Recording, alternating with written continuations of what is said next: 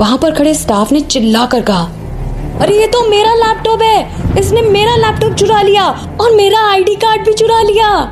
ये सुनकर रणबीर गुस्से से उसकी तरफ देखने लगता है तो अक्षय ने इशारों में अपने स्टाफ से कह दिया कि चुप हो जाओ, क्यों फालतू खतरा मोल ले रहा है। तभी रणबीर ने कहा, यू आर फायर्ड, कल से तुम्हें काम पर आने की जरूरत नहीं है। ये सुनकर डर के मारे उसके हाथ पैर कांपने लगे। कुछ कहना चाहता था पर अक्षय ने इशारों में बाकी सभी लोगों को वहां से जाने के लिए कह दिया। नर्स के साथ साथ बाकी के लोग भी वहां से चले गए। रणबीर फर्श पर दीपिका के सामने बैठ गया और प्यार से कहा, तुम यहाँ पर क्या कर रहे हो? दीपिका ने मुस्कुराते हुए कहा, मेरा और तुम्हारा बदला ले रही हूं। मेरा और तुम्हारा बदला? ये सुनते ही रणबीर का दिल धड़कने लगा। अचानक उसके रोंगटे खड़े हो गए। उसने कुछ नहीं कहा, बस चुपचाप दीपिका को देख रहा था। थोड़ी देर बाद उसने कहा कि किस बात का बदला दीपिका? रणबीर की तरफ बिना देखे दीपिका कहती है, प्लीज यार 5 मिनट के लिए चुप हो जाओगे? प्लीज चुप हो जाओ। रणबीर ने जवाब दिया, ठीक है, पर मुझे सारी बात बताना जरूर। हाँ। दीपिका ने इसका कोई जवाब नहीं दिया और वो अभी भी लैपटॉप पर काम कर रही थी। रणबीर उठकर अक्षय के बगल में खड़ा हो गया। अक्षय चुपचाप दीपिका को देख रहा था और मन ही मन सोच रहा था कि इसके सारे टेस्ट रिजल्ट तो ठीक थे, उसके दिमाग में भी मुझे कोई गड़बड़ी नहीं दिख रही थी, फिर ये लड़की अचानक से ऐसा बिहेव क्यों कर रही है? कहीं ये इसका नॉर्मल बिहेवियर तो नहीं है? अक्षय को अभी भी ये समझ नहीं आ रहा था कि वो अपने रूम से निकलकर बाहर क्यों आई थी और लैपटॉप चुराकर यहाँ क्यों बैठी थी, वो भी टेबल के नीचे। रणबीर अपने भाई को देखकर मुस्कुराने लगा और कहता है, ये इसका नॉर्मल बिहेवियर है भाई, ये जब भी काम करती है तो उसको पता नहीं चलता कि इसके आसपास क्या हो रहा है। ये सुनकर अक्षय भी मुस्कुराने लगता है। करीब 5 मिनट बाद दीपिका का पूरा काम हो जाता है। वो टेबल के नीचे से निकलकर बाहर आती है और अपने हाथ पैर को स्ट्रेच करते हुए कहती है, आप लोग क्या मेरा इंतजार कर रहे थे? अक्षय ने कहा कि हाँ, वो आपने तो हमें टेंशन में डाल दिया था। वो जैसे ही दीपिका की मदद के लिए अपना हाथ आगे बढ़ाता है, उससे पहले ही रणबीर अपना हाथ आगे बढ़ा चुका होता है और दीपिका को बाहर निकलने में उसकी प्रॉपर हेल्प करता है। जब तीनों वापस कमरे की तरफ जा रहे थे तो रणबीर ने अपना एक हाथ दीपिका के कंधे पर रख दिया और उसकी चलने में मदद करने लगा। ये देखकर दीपिका को थोड़ा सा अजीब लगा, इसलिए उसने धीरे से रणबीर का हाथ अपने कंधों से हटा दिया ताकि उसको बुरा न लगे।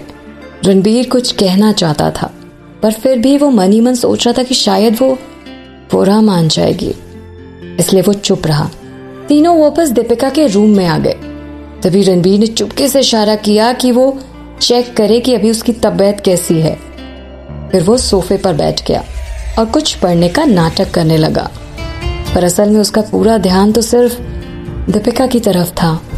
दीपिका को चेक करने के बाद अक्षय कहता है कि अभी तो सब कुछ ठीक है, पर आप बेहोश हो गई थी, इसलिए मैंने आपको 3 दिन तक हॉस्पिटल में रखने के लिए कहा है। इनफैक्ट मैं आपको 3 दिन तक हॉस्पिटल में रखूंगा ही। दीपिका ने मुंह बनाते हुए कहा कि पर आपने तो अभी अभी कहा कि मैं बिल्कुल ठीक हूँ, पर मुझे यहाँ 3 दिन तक रहने की क्या जरूरत है? प्लीज, मुझे हॉस्पिटल्स बिल्कुल पसंद नहीं है और मैं हॉस्पिटल में नहीं रह पाऊंगी, वो भी 3 दिन। अक्षय ने जवाब दिया, मैं समझता हूँ कि आप ठीक हैं, पर सावधानी के लिए मैं आपको यहाँ पर रखना चाहता हूँ ताकि दोबारा आपको हॉस्पिटल ना आना पड़े। ये आपके भले के लिए है मैडम, इसलिए प्लीज मेरी बात मान जाइए। दीपिका ने जवाब दिया, ठीक है, पर मेरी भी एक कंडीशन है, अगर आप मेरी कंडीशन मान जाएंगे तभी मैं यहाँ पर 3 दिनों के लिए रुकूंगी, ओके? तभी अक्षय कहता है, क्या कंडीशन है, प्लीज बताइए ना। दीपिका ने इशारों में अक्षय को अपनी तरफ झुकने के लिए कहा। जैसे ही अक्षय थोड़ा नीचे झुका तो दीपिका ने दोबारा इशारा किया कि थोड़ा और नीचे झुको ना। अक्षय को समझ नहीं आ रहा था कि दीपिका आखिर क्या कहने की कोशिश कर रही है। दीपिका समझ गई कि अब उसे रणबीर और अक्षय को सच्चाई बतानी ही पड़ेगी, इसलिए उसने कहा कि ठीक है, मैं तुम दोनों को बताऊंगी, पर पहले मेरा ब्रेसलेट वापस करो। फिर वो रणबीर और अक्षय की तरफ देखने लगी। अक्षय ने वहीं पास में ड्रॉर में से एक पैकेट निकाला और दीपिका को देते हुए कहा कि इसमें आपका सारा सामान है, नर्स ने सब कुछ इसी में रख दिया था। दीपिका ने पैकेट में से ब्रेसलेट निकाल लिया और दोनों को समझाते हुए कहती है कि ये फिनिक्स एंटरप्राइजेस का लेटेस्ट प्रोडक्ट है। 2 हफ्ते बाद इसका लॉन्च होने वाला था और इसका इस्तेमाल खास तौर पे खून के बहने को रोकने के लिए ही किया गया है। दीपिका ने ब्रेसलेट में से छोटी सी कांच की बोतल निकाल दी और उसे अक्षय को देते हुए कहा कि इसमें एक बहुत छोटा सा रोबोट लगा हुआ है जो ये पता करता है कि खून कहाँ से बह रहा है और फिर ये दवाई वहां पर इंजेक्ट कर देता है। और इसका कोई साइड इफेक्ट नहीं है क्योंकि इसके सारे इंग्रेडिएंट्स नेचुरल मिनरल से बनाए हुए हैं। सुनकर दोनों चौंक जाते हैं। उनको ऐसा लग रहा था जैसे वो दवाई किसी दूसरे प्लैनेट से कोई एलियन लेकर आया हो। इस वक्त रणबीर अपनी फीलिंग्स को बहुत कंट्रोल कर रहा था और अक्षय से रहा नहीं गया। उसकी आंखों में चमक ना देखने वाली थी। तभी दीपिका पूछती है, और बताइए आप लोगों को और क्या जानना है? तभी अक्षय कहता है, वाह यार, दिस इज अमेजिंग, ये तो बहुत अद्भुत खोज है। फ्यूचर में हम इससे कितनी सारी जानें बचा सकते हैं। वैसे ये आइडिया किसका था? कहीं आइडिया आपका तो नहीं था? ये सुनते ही दीपिका जोर जोर से खांसने लगती है। अक्षय उसकी मदद करने के लिए उठने ही वाला था कि रणबीर उसके पास आ गया और उसके हाथों में एक गिलास पानी देते हुए उसकी पीठ सहलाने लगा। थोड़ी देर बाद दीपिका को थोड़ी सी राहत मिली तो रणबीर कहता है, किसी बात की जल्दी नहीं है, तुम धीरे धीरे पानी भी पी सकती हो। इनफैक्ट तुम्हें धीरे धीरे ही पानी पीना चाहिए। वो अभी भी उसकी पीठ सहला रहा था। दीपिका ने अपना सिर हिलाकर हाँ में जवाब दिया। तभी उसे एहसास हुआ कि रणबीर का हाथ अभी भी उसकी पीठ पर है। उसने धीरे से रणबीर के हाथों को हटाया और कहा कि मैं ठीक हूँ, थैंक यू। रणबीर को इस बात का बुरा नहीं लगा क्योंकि वो सोचने लगा कि मे भी शायद दीपिका कंफर्टेबल ना हो, इसलिए वो वापस सोफे पर जाकर बैठ गया। तभी अक्षय ने कहा कि मेरा सवाल इतना मुश्किल था क्या यार कि आपकी ऐसी हालत हो गई?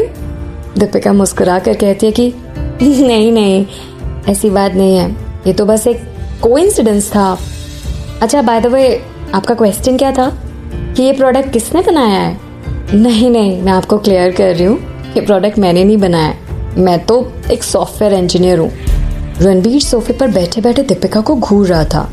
वो समझ गया था कि दीपिका जरूर कुछ छिपा रही है क्योंकि वो किसी की भी आंखें देखकर बात नहीं कर रही थी। क्योंकि अभी वो थोड़ी देर पहले ऐसे समझा रही थी कि जैसे वो सब कुछ इसके बारे में जानती है। अगर ये खोज उसकी नहीं है तो फिर इसे इतनी जानकारी नहीं हो सकती। इसे लड़की अपना टैलेंट छुपाती क्यों है? अक्षय भी समझ गया था कि दाल में कुछ काला जरूर है, इसलिए उसने दोबारा दीपिका से पूछा कि अगर आपने इसकी खोज नहीं की है तो किसने की है? यार, मैं जिस चीज का जवाब नहीं देना चाहती, पता नहीं क्यों ये डॉक्टर वही सवाल पूछ रहा है। दीपिका ने सीधे सीधे जवाब दिया, मैं बस आपको प्रोडक्ट के बारे में बता रही थी और इससे ज्यादा इन्फॉर्मेशन नहीं है मेरे पास। अगर आपको जानना है ना तो प्लीज फिनिक्स एंटरप्राइजेस से कांटेक्ट करें। दीपिका मन ही मन सोचने लगी कि चलो जान छूटी, पर रणबीर ने बगल से ही दूसरा सवाल कर दिया, अगर ये प्रोडक्ट अभी तक लॉन्च नहीं हुआ है तो फिर तुम्हें इसके बारे में इतनी इन्फॉर्मेशन कैसे है? दीपिका इन सारे सवालों से परेशान हो गई। उसने कहा, रणबीर, मुझे पता है कि तुमने मेरे बारे में इन्वेस्टिगेशन कराया था, इसलिए तुम्हें मेरे बारे में सारी जानकारी है। तुम्हें यह भी पता है कि फिनिक्स एंटरप्राइजेस के लिए मैं काम करती हूँ और कंपनी के मालिक मिस्टर एक्स ने मेरे काम से खुश होकर ये दवाई मुझे दी थी। वैसे इसकी खोज दीपिका ने ही की थी, पर वो ये नहीं चाहती थी कि किसी को वो इसके बारे में बताए या किसी को भी इसके बारे में पता चले। और वैसे भी मार्केट में इस प्रोडक्ट का लॉन्च फिनिक्स एंटरप्राइजेस के नाम पर होना था। तभी रणबीर ने कहा कि मेरा दूसरा सवाल ये है कि इससे पहले कि रणबीर कुछ और कहता, दीपिका बीच में ही कराहने लगी और कहती है, मेरे सिर में बहुत तेज दर्द हो रहा है, आई नीड रेस्ट, प्लीज मुझे थोड़ी देर आराम करने दो, मैं आराम करना चाहती हूँ। डॉक्टर अक्षय, क्या मैं थोड़ी देर रेस्ट कर सकती हूँ? अक्षय समझ गया कि दीपिका नाटक कर रही है, पर फिर भी उसने रणबीर की तरफ देखा और कहता है कि इनको थोड़ी देर आराम करने दो, अब और परेशान मत करो। रणबीर भी समझ गया था कि ये सब दीपिका का ड्रामा है, पर वो कहीं ना कहीं सोचता था कि जो भी हुआ है उसमें उसी की गलती है। इसलिए उसने कहा कि ठीक है, चलिए सब लोग आराम करते हैं। दीपिका मन ही मन सोचने लगी कि थैंक गॉड, भगवान आपका लाख लाख शुक्र है, ये लोग तो सवाल पूछ पूछ कर मेरी जान ही ले लेते। दीपिका अपने बेड पर लेट गई और उन दोनों से कहती है कि thank you and good night to both of you. ये सुनकर अक्षय मुस्कुराने लगा और मन ही मन सोचने लगा, सच में यार ये लड़की बहुत क्यूट है। तभी हमारे रणबीर भाई इसके प्यार में लट्टू हो रहे हैं। रणबीर के मन में तो कुछ और ही चल रहा था, उससे रहा नहीं गया और वो उठकर दीपिका के पास चला गया। दीपिका को महसूस हुआ कि जैसे कोई उसके सामने खड़ा है, इसलिए वो अपनी आंखें खोलकर देखने लगती है। उसने जैसे ही आंखें खोली वो शॉक्ड रह गई। उसके सामने रणबीर का चेहरा था। पहली बार इतने पास से रणबीर को देख रही थी और मन ही मन सोचने लगी कि ये तो देखने में बहुत सुंदर है। उसके नैन नक्श में सुंदरता कूट कूट कर भरी थी। उसने मन ही मन सोचा कि इतना सुंदर होना तो गलत बात है ना। रणबीर दीपिका के बिल्कुल पास में था, इसलिए उसके बदन की खुशबू दीपिका तक पहुंच रही थी और शर्म के मारे उसके गाल लाल हो रहे थे। वो नहीं चाहती थी कि रणबीर इसे देखे, इसलिए वो अपना चेहरा कंबल में छुपाने की कोशिश करने लगी। दीपिका ने रणबीर से कहा कि क्या हुआ, तुम्हें कुछ चाहिए क्या? रणबीर झुककर उसके और पास चला गया और कहता है, हाँ मुझे तुम चाहिए। सुनते ही दीपिका ने चौंक कर कहा, क्या?